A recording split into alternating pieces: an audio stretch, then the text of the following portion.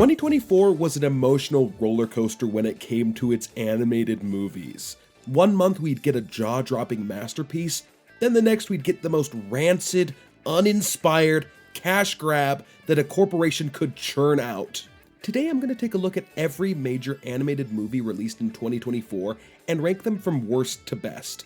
Now, I'm mostly going to stick to theatrically released animated movies in order to actually get this video out in a timely manner, but also to keep myself from going insane. Also, I've made individual reviews for a lot of the movies we're going to talk about today, so if you're interested, I will have a playlist featuring all of them in the description. Alright, with that out of the way, let's get into the video. Warming up! The sun is warming up! I know that I just said I was only going to rank theatrically released movies, but I had to make an exception for Megamind 2, because even though it was a straight-to-streaming movie, I feel like it was still culturally significant, with how much everyone hated it. I mean, for good reason. It's bad.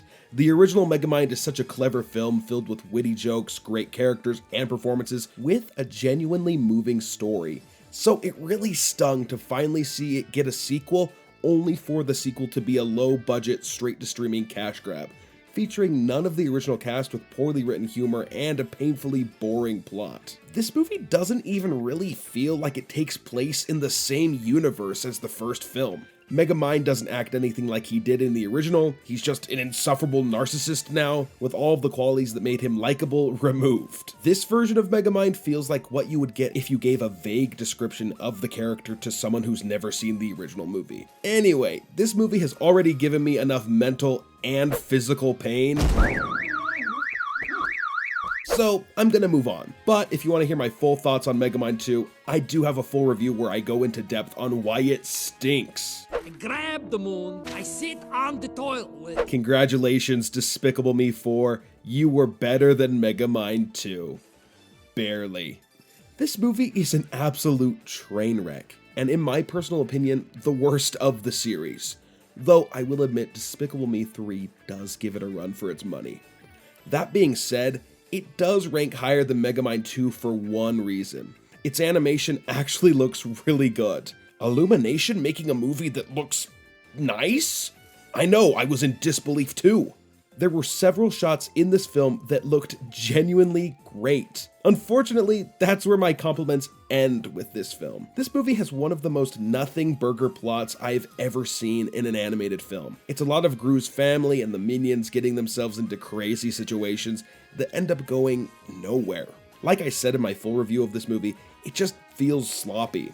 At least the other movies in this franchise felt like actual movies, and not a bunch of random, disjointed plot lines hastily taped together. Oh, and I almost forgot to talk about the villain of this movie, probably because he's incredibly forgettable. Maximilian is by far the worst villain this franchise has had up until this point, mostly because there is just nothing interesting about him. His whole shtick is that he's a giant hybrid cockroach man who wants to turn people into cockroaches.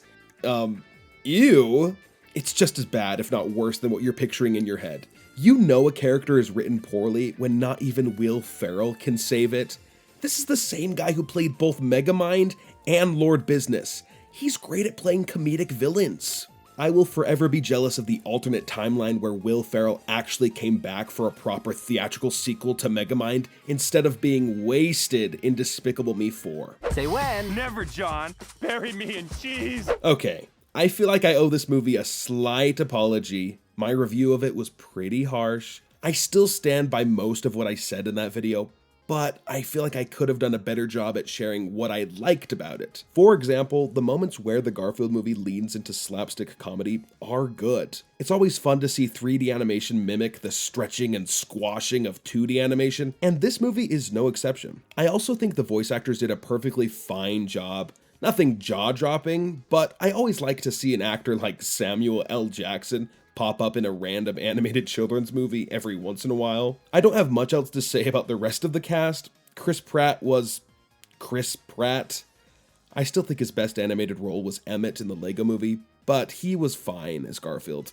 All of that being said, I still don't feel like this is a great Garfield movie. The character of John is pretty much sidelined for the entire film, the villain is pretty boring, and the whole dynamic between Garfield and his dad is just really cliche. But at the end of the day, it's a Garfield movie.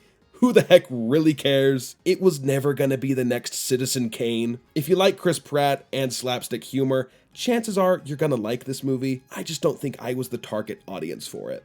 They would say I was too small.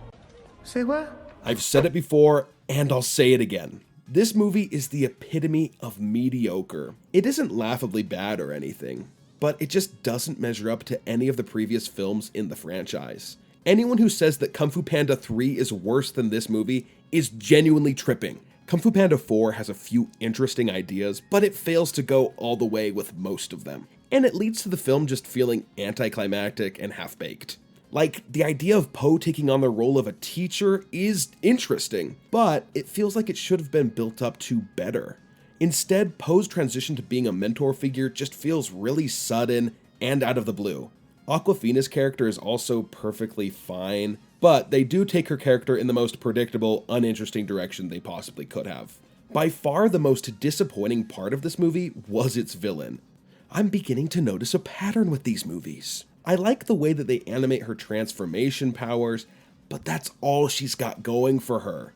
Her motivations are lame, and her personality is just bland when compared to Tai Lung or Shen. This movie does have one major redeeming element though, Po's dads. James Hahn and Bryan Cranston have a great dynamic, and I can't help but smile when they're on screen. Honestly, forget Kung Fu Panda 5. I want a spin-off featuring these two. What can I say except we're dead soon? I am currently in the process of putting together a few videos about Moana 2, including a full review, so I'm going to try to save most of my thoughts for those videos, but here is what I will say. Moana 2 was exactly what I expected it to be.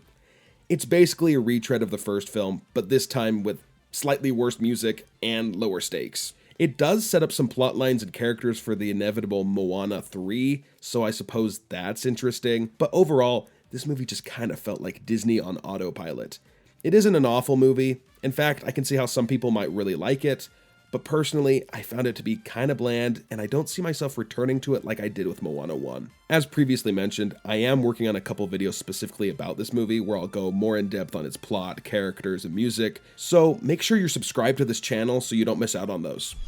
Man, this is gonna be a Lego movie, bruh. I don't know how many of you knew this, but we actually got a Lego movie in 2024. Odds are not many since it kinda bombed at the box office, but yeah. Piece by Piece was our first Lego movie since 2019, and it was really strange. In a good way, I think. This movie isn't your standard Lego movie. It's actually a biopic documentary about singer and producer Pharrell Williams, aka the guy who makes the Despicable Me songs. Yeah, him.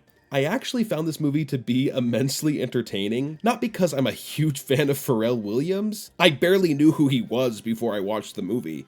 No, I found it entertaining because the LEGO Group usually has strict rules for what they do and don't allow to be depicted with their products, but I guess for this movie, they just threw their hands up and said, do whatever you want. And it makes for a movie where you can never truly predict what direction it's gonna go in next, or what wild thing is gonna be depicted with LEGO bricks. If you're still interested in hearing more about this incredibly bizarre movie, go watch the video I made on it. I promise you aren't ready. The shameless self-promotion in this video is getting out of hand. Anyway, subscribe to the channel. Bumblebee, stop lubricating the man. Growing up, I was obsessed with Transformers. I watched all the TV shows. I had a ton of the toys. In fact, I remember getting in trouble in kindergarten because I had come to school with a backpack filled to the brim with Transformers.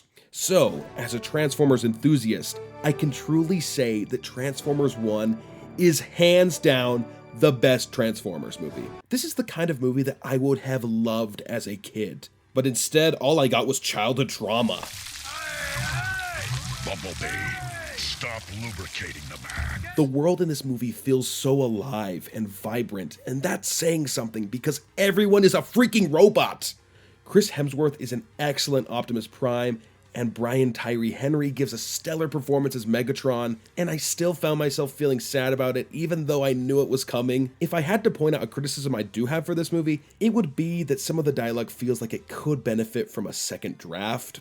It's by no means awful, but I do occasionally find myself being able to predict the exact words that a character is going to say right before they say them. I don't know, some of the dialogue just felt a little cliche, and it gave off "he's right behind me, isn't he?" energy. All things considered, that was a fairly minor issue I had with the movie, and it didn't really pull me out of the story or affect my enjoyment of it, but I thought I should mention it. Transformers 1 is great, and if for some reason you still haven't seen it, take this video as a sign to go watch it. I'm too gross to go anywhere ever again! Inside Out 2 is a near perfect sequel. The first Inside Out had so many interesting ideas that I thought there was no way a sequel would be able to even come close in terms of creativity and originality. But somehow, Inside Out 2 did the impossible. Not only does it manage to expand on the world of Riley's mind, but it also makes Riley a more prominent character by actively showing her struggles with growing up and wanting to be accepted throughout the film.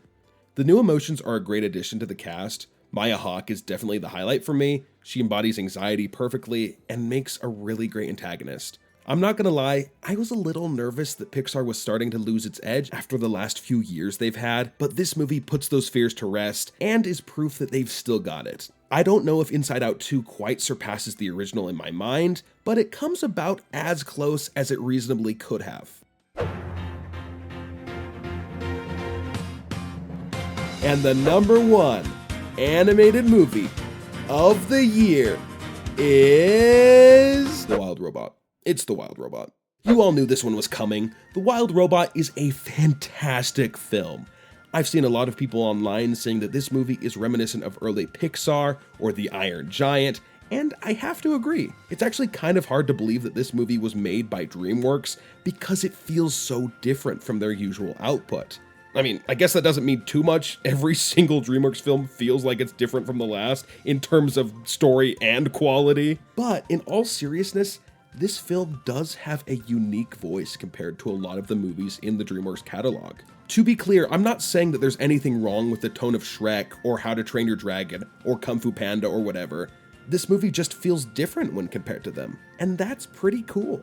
It speaks to the talent of the writers, animators, and directors over at Dreamworks, that they can make something so distinct. Needless to say, the art style in this film is gorgeous. It definitely takes cues from Puss in Boots, which took cues from Into the Spider-Verse, but it looks great. I also really like the voice cast. Lupita Nyong'o is phenomenal as Roz, and Pedro Pascal is so good that it took me a minute to realize it was him playing the fox. I could continue to rave about this movie for another 10 hours, and trust me, I want to, but I think you should just go watch it and let the film speak for itself. Alright, that's how I would rank all the major animated films that I watched in 2024. Some of them were strange, some of them hurt me deeply, but a select few made all the suffering worth it. Kind of. Oh, before I go, I just wanted to thank you for watching my videos this last year. It means the world to me. Like seriously, when I started this channel a year ago, I could have never imagined that this many people would care about my opinions on movies.